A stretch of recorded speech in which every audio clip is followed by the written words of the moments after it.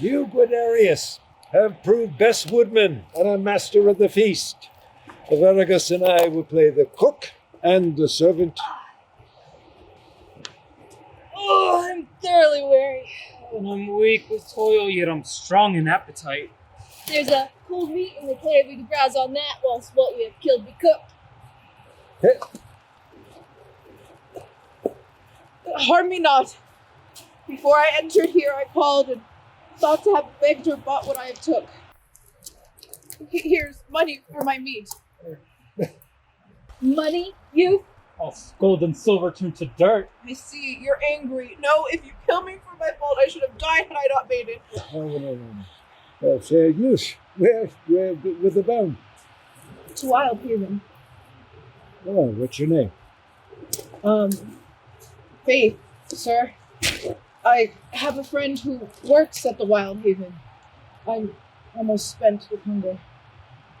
Well, think us no churls, nor measure our good minds by this rude place we live in.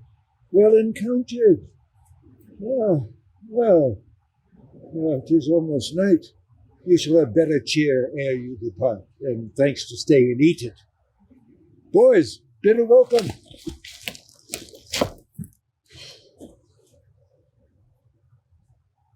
Most welcome. She brings us some distress. Would I could free it. Now, boys, let's go dress the hunt. Fair youth, come in. After we have supped, we'll mannerly demand of you your story, as far as you will speak it.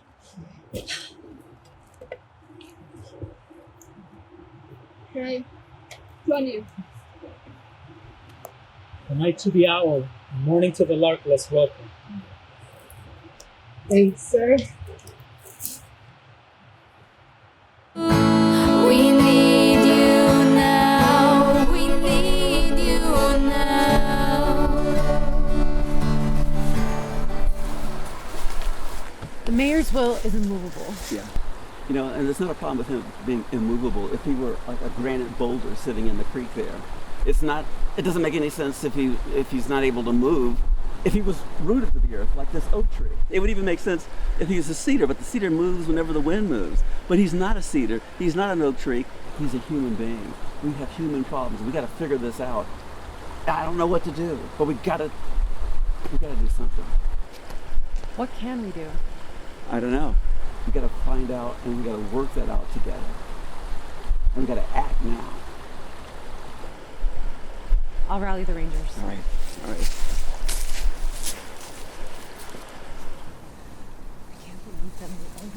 The town people don't understand. Mayor.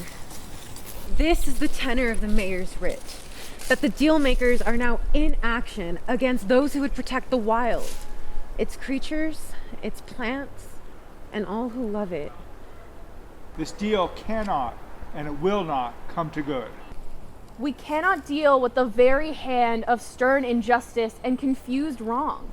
And, is it not pity, my grieved friends, that we, the protectors of this wild, were born to live so sad in ours this?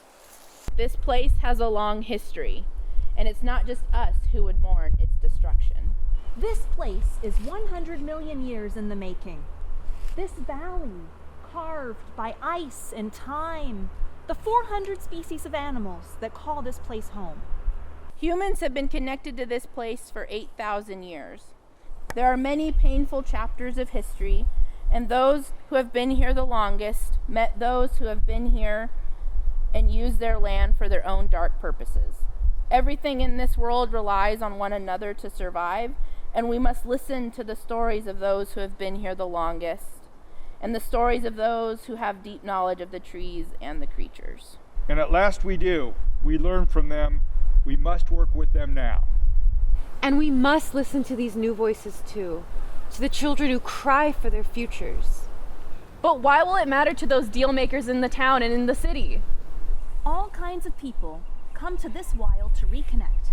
I have seen persons of emotional temperament stand here and look in awe and come to tears at the stupendous grandeur of this magnificent land. But it's more than that. To save the wild is to save ourselves. When you poison the air and you poison the water, you harm the very things that we need. Our mountain snow here provides water to the town and the city. We have tried to reason with the mayor of this town and those he works with. We know this deal will hurt them too. Shall we bring them here? For one touch of nature makes the whole world kin. Yes, let's bring them here.